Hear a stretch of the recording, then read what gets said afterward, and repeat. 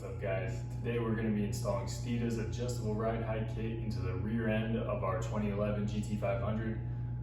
Currently it's riding on some iBox springs that are way too low. Our tires are too wide in the back and we're just getting all sorts of rubbing.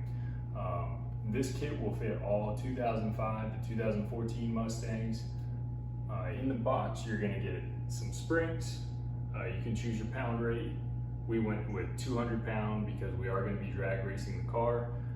We also have our adjustable ride height perches, steeda spanner wrench, and then you're going to need some tools today to go ahead and finish up this install. We're going to need an impact, wheel chocks, jack and jack stands, various wrenches, a torque wrench, screwdriver, flashlight, an 18mm, a 15mm, a 4mm Allen head socket, and whatever type of lug nut or lock key you need to remove your rear wheels.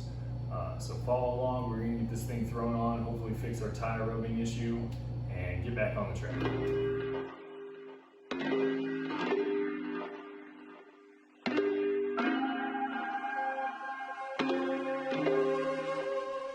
Begin by chalking the front wheels of the vehicle. Jack up the rear end under the differential and place jack stands under the frame of the car. Once you have the jack stand securely under the frame of the car, you can lower the rear end of the vehicle so that you can begin working on removing the wheels.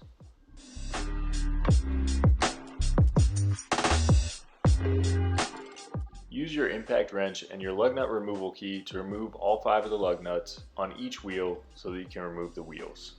Set those in a safe place so you don't damage the surface of the wheels.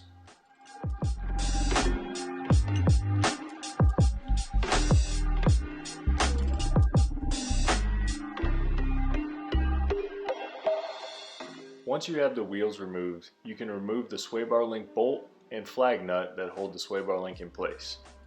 After you've done this, let the sway bar hang so that you can begin removing the lower shock bolt. On the lower shock bolt, remove the lower shock bolt using an impact and remove the flag nut and keep this in a safe place. Once you have the lower shock bolt removed, you can let the rear end hang down and sag so that you can remove the springs. At this point, you can remove the rear spring by lifting it up and pulling it out through the back of the vehicle. You'll also want to grab the rear lower isolator, and then there's a piece of plastic in the axle housing that you'll no longer need, so you can remove that as well.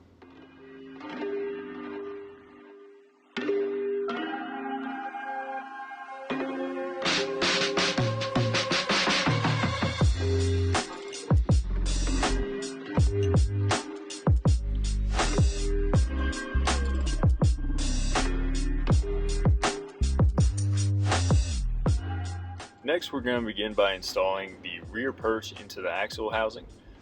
Go ahead and put your new stud in. Kind of clean up the surrounding area so that you don't have any dirt or debris to make any noise when you're riding down the road. And then you're going to want to grab your new perch, put that over the stud, and then at this point we're going to want to find the supplied nut that comes with the kit and start to hand tighten that down.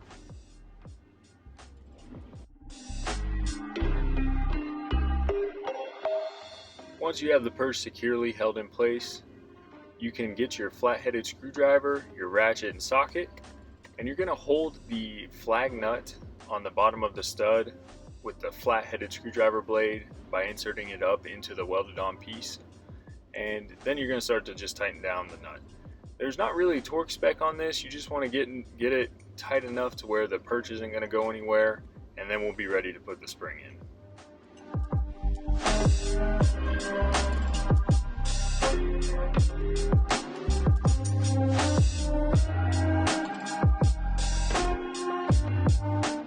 Once you have the perch tight enough, you can grab your new spring supplied in the kit, insert it up into the vehicle, making sure not to remove the upper spring isolator, and then just make sure that it sits correctly onto the perch.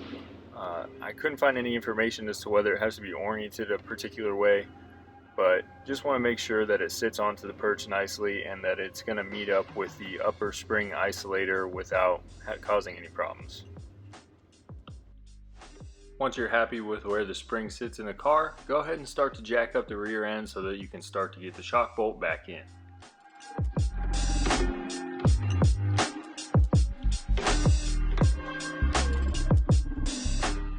You can raise and lower the rear end as needed to get the shock bolt to go back through. Make sure to put the flag bolt back into the locating groove on the rear end so that when it tightens down it doesn't move.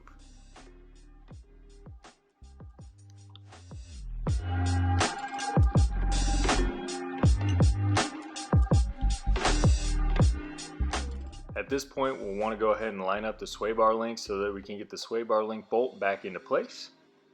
You'll want to hand tighten these as well until we go back in for the final torque down.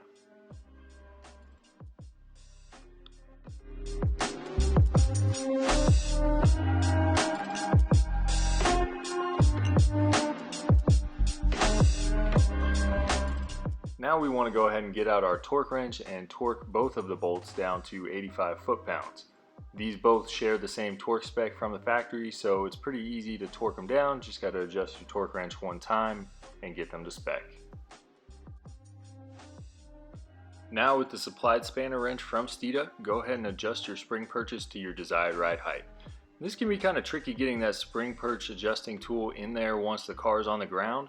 I found that it was easiest to lift the car up and then twist them by hand rather than trying to use that tool while the car is on the ground.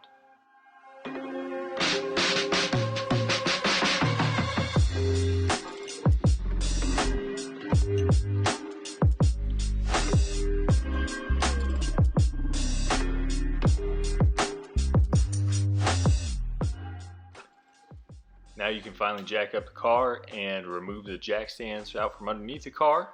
Make sure that you're happy with the ride height, you don't have any clearance issues anywhere if you are running bigger tires, and set it back down.